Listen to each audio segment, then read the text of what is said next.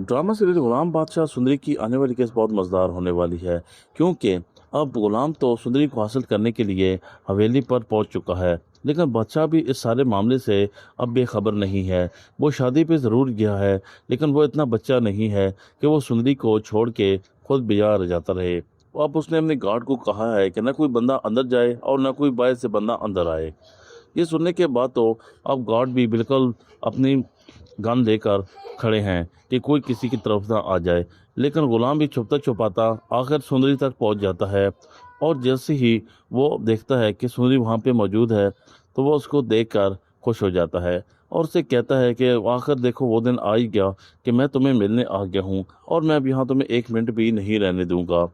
लेकिन सुंदरी कहती है कि हम यहाँ से बाहर कैसे जाएंगे, क्योंकि गार्ड्स का तो सख्त पहरा है और किसी तरीके से अगर ये बात बादशाह तक पहुंच गई तो हम दोनों की जान ले लेगा। ये सुनने के बाद अब सुंदरी और बादशाह जब आपस में बातें कर रहे होते हैं, तो गार्ड्स उनको देख लेते हैं और उन पे एक गोली भी तान देते हैं।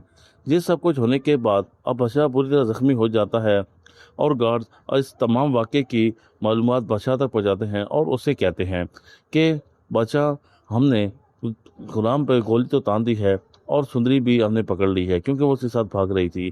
बादशाह सब कुछ छोड़ छाड़ के वहाँ से वापस आ जाता है और सुंदरी को पकड़कर वो घर के कोने में उसको बंद कर देता है और बाहर से वो उसको लॉक भी लगा देता है। अब ये सारा मामला बहुत ही गंभीर हो चुका है, क्योंकि इस सारे मामले में अब अगर कोई फंसा है तो वो खुर्शीद बेगम है।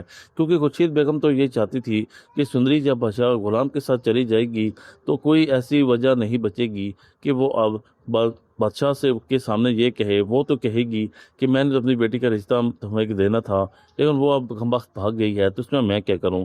लेकिन ये सब कुछ अब प्लान उल्टा हो चुका होगा और सुंदरी कभी भी वहाँ से बाहर नहीं निकल सकती।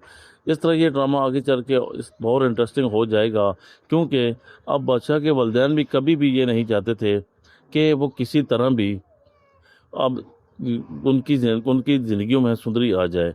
लेकिन सुंदरी तो अब उनकी ज़िंदगी में आ चुकी है, क्योंकि बादशाह ने जो इक़दाम किया है वो काबिल तारीफ़ था।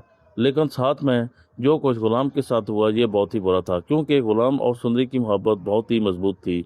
लेकिन बादशाह अब क्या अपने जहन में कामयाब होगा और क्या वो दो लफ्ज़ सुंदरी से कहलवा पाएगा कि तुम मुझे कबूल हो। लेकिन सुंदरी कभी भी ये अल्फाज नहीं कहेगी, क्योंकि वो मर तो जाएगी लेकिन गुलाम से ही शादी करेगी।